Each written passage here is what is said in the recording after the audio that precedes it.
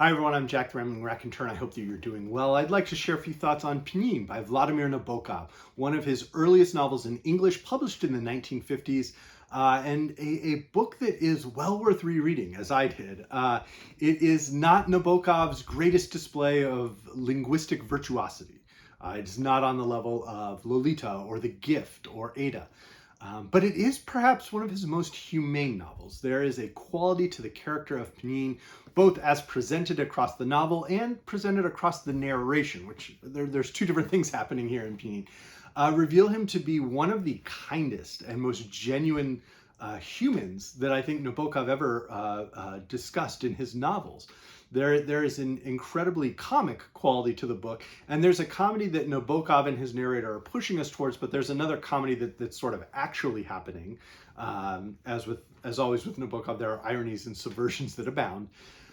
But underneath it, there's also a shifting quality to the foundations of the book. The narration is shifting across the book in ways that are very overt and in ways that have been covert but become overt at the very end of the novel.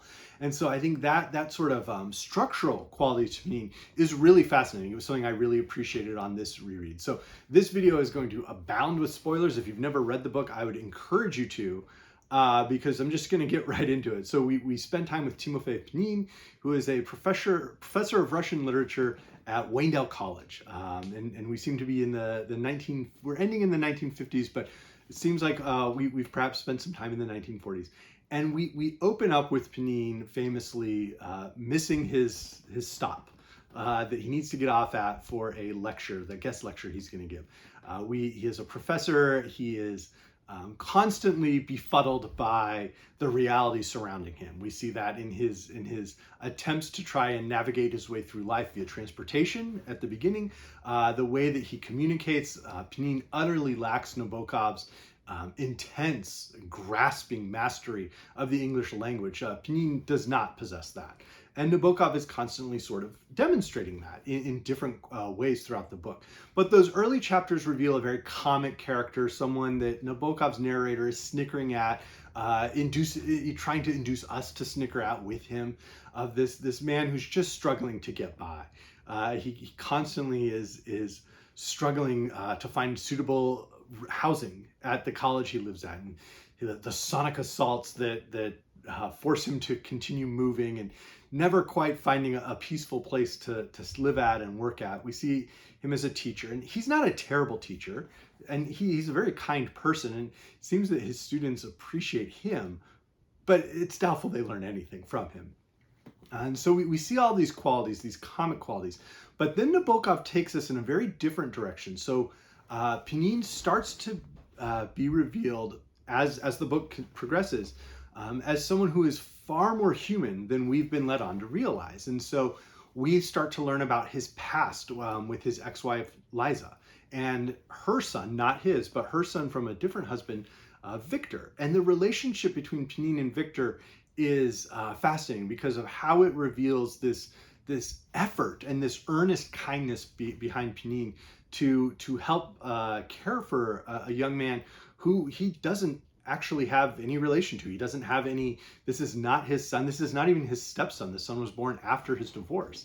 And so why does he need to do this? Well, he does it because there is a kind heart within him. That chapter starts to shift everything that we've been expecting. And then we get chapter 5, which is really this masterpiece within the novel. It's a Proustian chapter in some ways, where Pnin dips back into his memory of a crucial moment in his life, and we start to learn about what were the events that caused Pnin, that forged him in a sense into this, comic, somewhat of a buffoon, bumbling away, trying to kindly make his way through life and bumbling his way through life. Who was he at some point?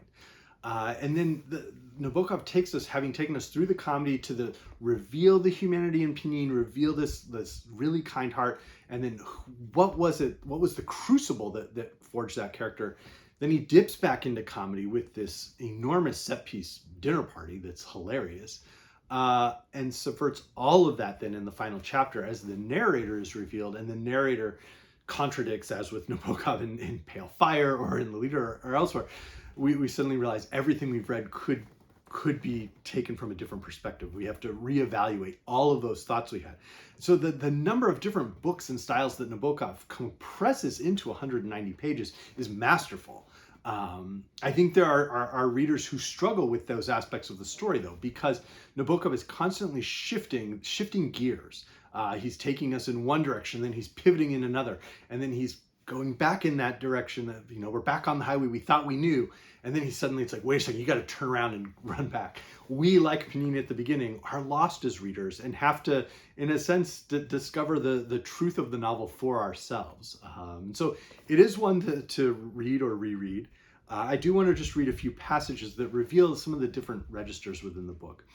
So for a more comic bit, like so many aging college people, Pnin had long ceased to notice the existence of students on the campus, in the corridors, in the library, anywhere in brief, save in functional classroom concentrations. In the beginning, he had been much upset by the sight of some of them, their poor young heads on their forearms, fast asleep among the ruins of knowledge. But now, except for a girl's comely nape here and there, he saw nobody in the reading room. Mrs. Thayer was at the circulation desk. Her mother and Mrs. Clement's mother had been first cousins. How are you today, Professor Pnin? I am very well, Mrs. Fire. Lawrence and Joan aren't back yet, are they? No, I have brought this book back because I received this card. I wonder if poor Isabel will really get divorced. I have not heard. Mrs. Fire, permit me to ask. I suppose we'll have to find you another room if they could bring her back then. Mrs. Fire, permit me to ask something or other. This card which I received yesterday, could you maybe tell me who is the other reader? Let me check. She checked. The other reader proved to be Timofey Pnin. Volume 18 had been requested by him the Friday before. It was also true that this volume 18 was already charged to this Pnin, who had had it since Christmas and now stood with his hands upon it like an ancestral picture of a magistrate. It can't be, cried Pnin. I requested on Friday volume 19, year 1947, not 18, year 1940.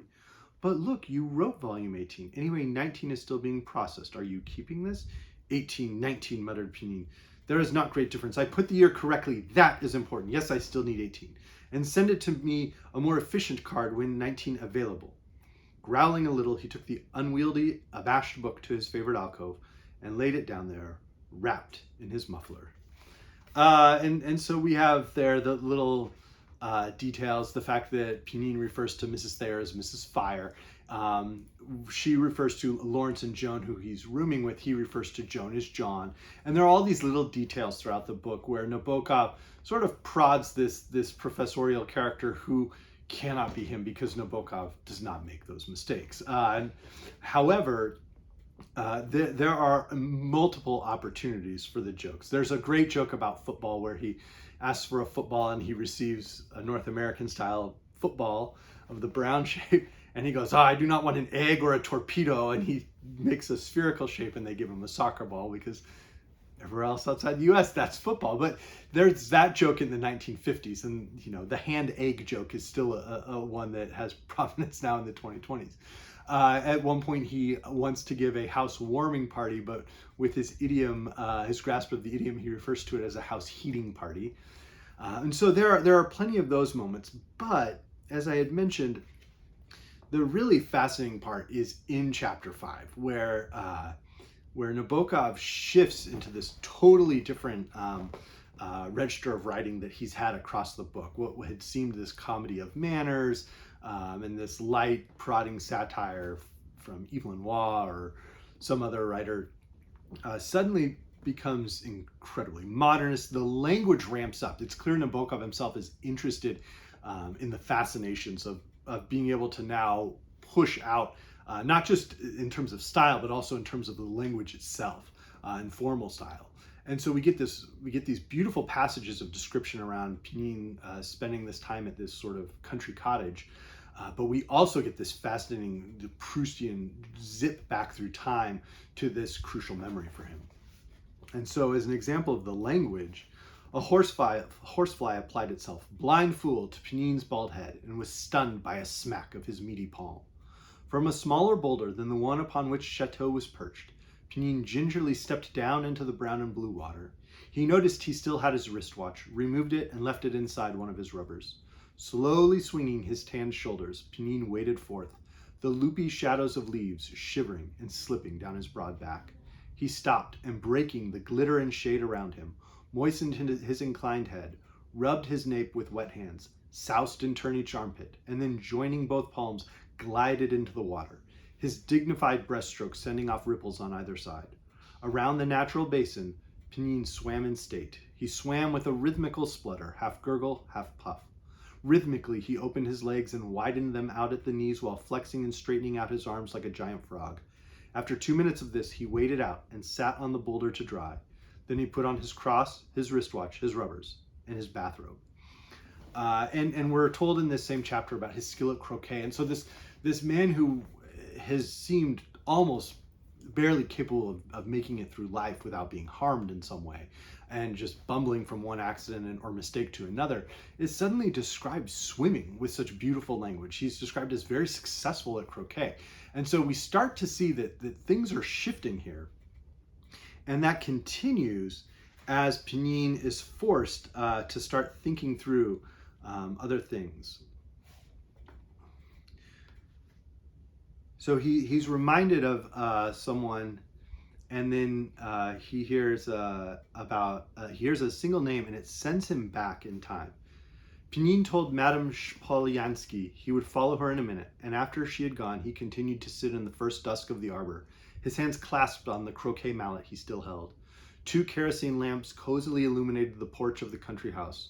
Dr. Pavel Antonovich Pnin, Timofey's father, an eye specialist, and Dr. Yakov Grigorievich Belochkin, Mira's father, a pediatrician, could not be torn away from their chess game in a corner of the veranda. So Madame Belochkin had the maids serve them there, on a special small Japanese table near the one they were playing at.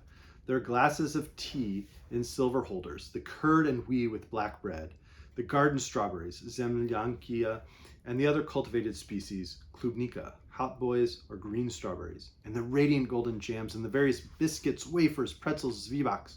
Instead of calling the 2 engrossed doctors to the main table at the other end of the porch, where sat the rest of the family and guests, some clear, some grating into a luminous mist. Dr. Belochkin's blind hand took a pretzel. Dr. Pnin's seeing hand took a rook. Dr. Belochkin munched and stared at the hole in his ranks. Dr. Pnin dipped an abstract zwiebak into the hole of his tea. The country house that the Belochkins rented that summer was in the same Baltic resort near which the widow of General N let a summer cottage to the Pnins, on the confines of her vast estate, marshy and rugged, with dark woods hemming in a desolate manner. Timofey Pnin was again the clumsy, shy, obstinate 18-year-old boy, waiting in the dark for Mira. And despite the fact that logical thought put electric bulbs into the kerosene lamps and reshuffled the people, turning them into aging emigres and securing hopelessly, forever wire netting the lighted porch, my poor Pnin, with hallucinatory sharpness, imagined Mira slipping out of there into the garden and coming toward him among tall tobacco flowers whose dull white mingled in the dark with that of her frock. This feeling coincided somehow with the sense of diffusion and dilation within his chest. Gently, he laid his mallet aside, and to dissipate the anguish, started walking away from the house through the silent pine grove. From a car which was parked near the garden tool house, and which contained presumably at least 2 of his fellow guest children, there issued the steady trickle of radio music. And he, from there, begins to remember other things about his youth. But there's a real pathos and emotion to this, that we're told what happens to Mira before this memory ever coincides. And it's that reminder that zips Pnin and rips him back through time in this memory. And even as he's remembering, he's looking at the scene and consciously aware of the fact that he is, in his memory, is shuffling the scene to put it back into place of this time he remembers at being 18.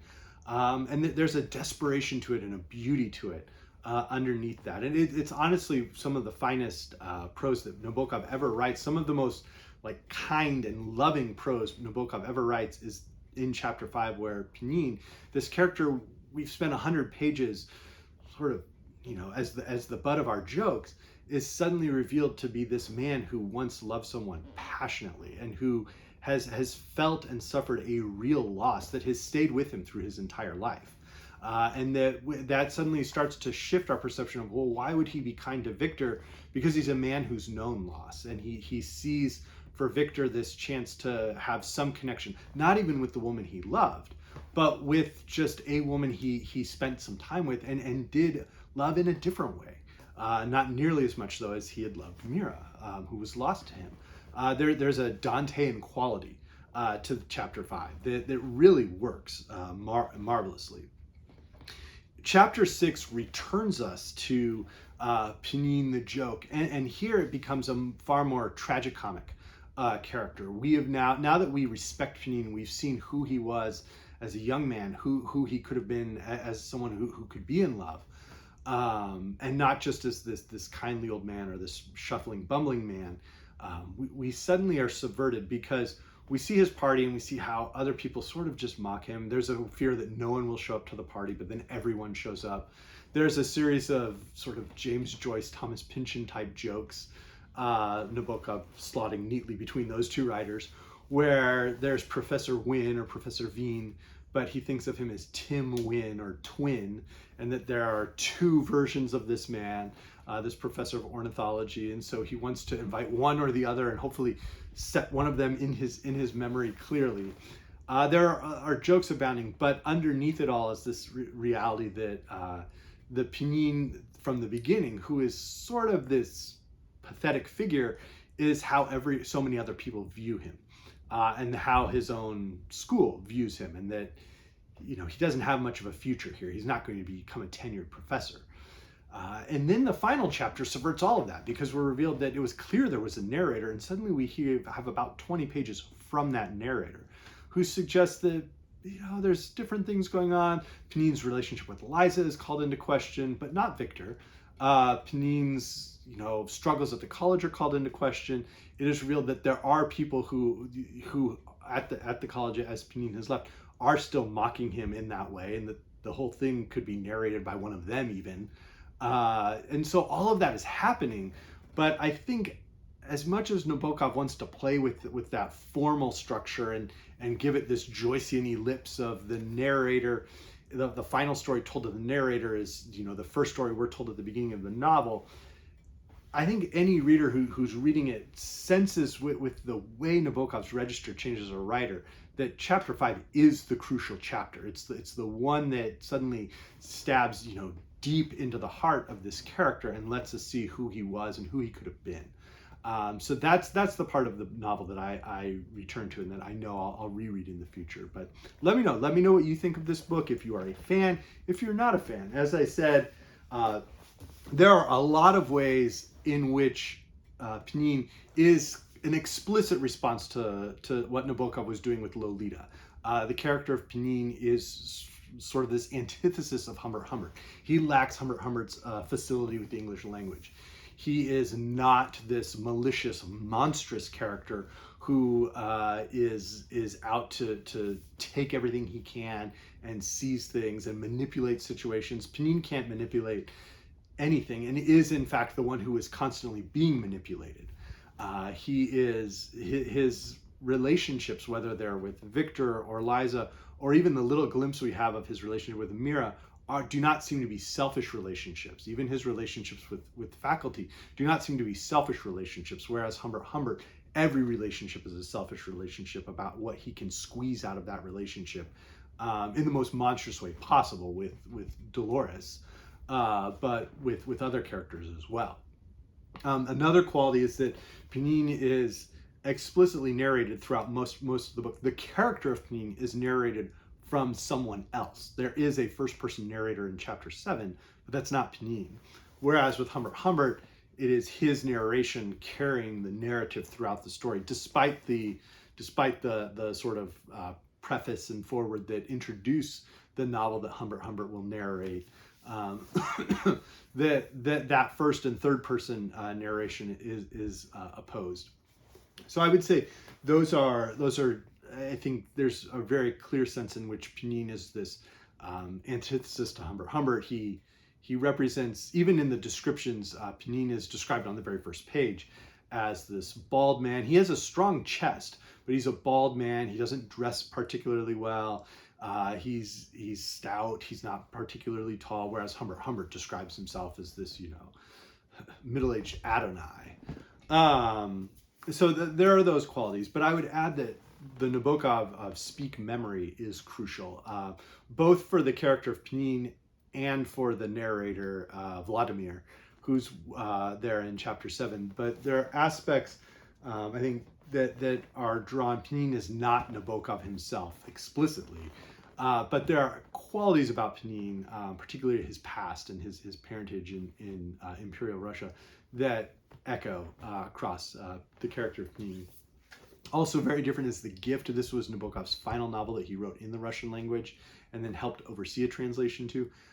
This is one that is far closer to Lolita in terms of this like explosion of language and very dense language that's going on across the book. I think as a Russian antecedent would be Dead Souls, the way that Gogol is poking at things, the way that Chichikov is he's far more manipulative than Pnin, but he's sort of he's not quite as successful as he would appear to be. I think that many readers expect him to be across the book, but there's a comedy to Dead Souls that Nabokov had read closely. There are qualities to Pnin that I think echo Prince Mishkin in Dostoevsky's The Idiot, this way that he's really too kind for his own good. Specifically, I think there's also a quality to Pnin where he is combining aspects of both Don Quixote and Sancho Panza. He is this clownish figure, but he's also a very humane figure. And he seems to be realizing at times that he's struggling. He's not constantly thinking he's a world beater. He does recognize his struggles. The comic aspects to the book recall some of Jane Austen's writing, in particular some of the parties and such where there's multiple conversations going on and this comedy of manners that Nabokov dips into. And as I had mentioned, chapter 5 has that great Proustian quality. A couple of other books that came to mind. I think John Updike read Pnin very closely. The way that Nabokov structures things, the way that he structures narrators who are subversive and try to be compelling, that was something Updike wanted to do in his books, Month of Sundays being one of those. Something like the books of David Lodge with specifically his sort of campus trilogy, I think really get at some of the comedy that Nabokov was going for. Lucky Jim by Kingsley Amis. I would add that Pnin shares some qualities with Stoner in terms of a guy who sort of is not successful necessarily, but Nabokov has Pnin as a far more comic figure than Stoner, and far more a person of action. He's failing, but he's certainly trying throughout the novel, unlike what we see in Stoner. Or even some of the softer comedy of PG Wodehouse. So let me know if you're a fan of Pnin or Nabokov, and I hope everyone's doing well. Thank you.